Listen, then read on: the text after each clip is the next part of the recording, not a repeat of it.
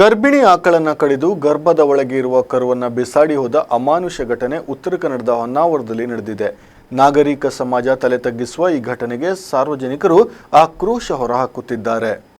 ಗರ್ಭಿಣಿ ಆಕಳನ್ನ ಕಡಿದು ಗರ್ಭದ ಒಳಗೆ ಇರುವ ಕರುವನ್ನ ಬಿಸಾಡಿ ಹೋದ ಅಮಾನುಷ ಘಟನೆ ಹೊನ್ನಾವರದಲ್ಲಿ ನಡೆದಿದೆ. ತಾಲೂಕಿನಲ್ಲೇ ಬೆಚ್ಚಿ ಬೀಳಿಸಿದ ಘಟನೆ ಹೊನ್ನಾವರದ ಸಾಲ್ಕೋಡ್ ಗ್ರಾಮ ಪಂಚಾಯತ್ ವ್ಯಾಪ್ತಿಯ ಕೊಂಡಾಕುಳಿಯಲ್ಲಿ ನಡೆದಿದ್ದು, ಗರ್ಭಿಣಿ ಆಕಳನ್ನ ಕಡಿದು ಗರ್ಭದ ಒಳಗೆ ಇರುವ ಕರುವನ್ನ ಬಿಸಾಡಿ ಅಮಾನವೀಯ ದುಷ್ಕೃತ್ಯ ನಡೆದಿದ್ದು ಜನಸಾಮಾನ್ಯರು ಕಂಗಾಲಾಗಿದ್ದಾರೆ.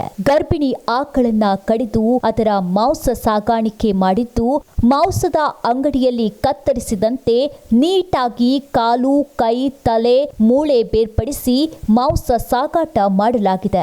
ಇಲ್ಲಿ ನಮ್ಮ ಏರಿಯಾದಲ್ಲಿ ಬಹಳಷ್ಟು ಇಂಥ ಗೊಂದಲಗಳು ನಡೀತಾ ಇರ್ತದೆ. ಈಗಾಗಲೇ ಒಂದು 15 ದಿನದಿಂದ 15 ದನಗಳು ಕಾಣೆಯಾಗದೆ. ಮತ್ತು ದನ ಏನಾಯಿತು ಅಂತ ನಾವು ಎಲ್ಲೋ ಚಿರತೆ ಹಿಡಿತು ಅಂತ ನಂಬ್ಕೊಂಡ್ಬಿಟ್ರು.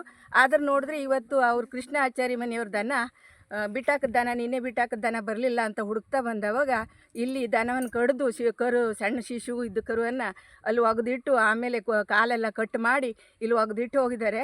ಅದಕ್ಕಾಗಿ ಪೊಲೀಸರಲ್ಲಿ ನಾವು ಕೇಳ್ಕೊಳ್ಳೋದು, ಜನರಲ್ಲಿ ನಾವು ಕೇಳ್ಕೊಳ್ಳೋದು ಇಷ್ಟೇ, ನಮಗೆ ಅದಕ್ಕೆ ನ್ಯಾಯ ಸಿಗಬೇಕು.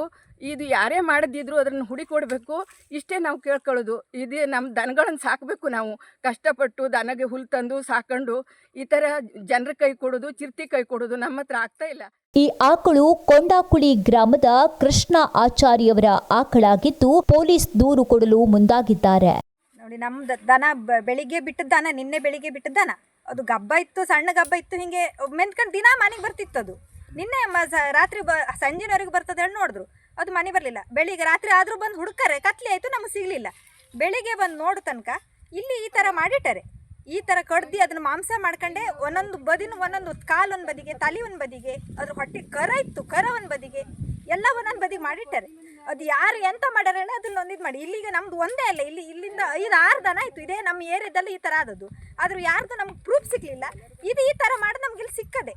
ಅದೊಂದು ನೀವು ಕ್ರಮ ತಗೊಂಡು ಅದು ಎಂಥದ್ದು ಹೇಳಿ ಎಲ್ಲರಿಗೂ ಒಂದು ರಕ್ಷಣೆ ಕೊಡ್ಬೇಕು. ಅದು ಈ ದನ ಮಾತ್ರ ದನ ಹೇಳಲ್ಲ, ಇವತ್ತು ದನ ನಾಳೆ ಮನುಷ್ಯನಾದ್ರೂ ಅದೇ ಥರ ಮಾಡ್ತಾರೆ. ಅದಕ್ಕಾಗಿ ನಮ್ಗೆ ಇದಕ್ಕೆ ರಕ್ಷಣೆ ಕೊಡಲೇಬೇಕು. ಅವ್ರು ಯಾರು ಹೇಳಿ ಕ್ರಮ ತಗೊಂಡು ಅವ್ರಿಗೆ ಶಿಕ್ಷೆ ಆಗಲೇಬೇಕು. ಇದು ಮಾತ್ರ ಒಟ್ಟಿನಲ್ಲಿ ಇಂತಹ ಮೂಕ ಪ್ರಾಣಿಗಳಿಗೆ ಅಮಾನವೀಯ ದುಷ್ಕೃತ್ಯ ನಡೆದಿರುವುದು ನಾಚಿಕೆಗೇಡಿತನವಾಗಿದೆ. ವಿಸ್ಮಯ ನ್ಯೂಸ್, ವಿವೇಕ್ ಶೇಟ್, ಹೊನ್ನಾವರ.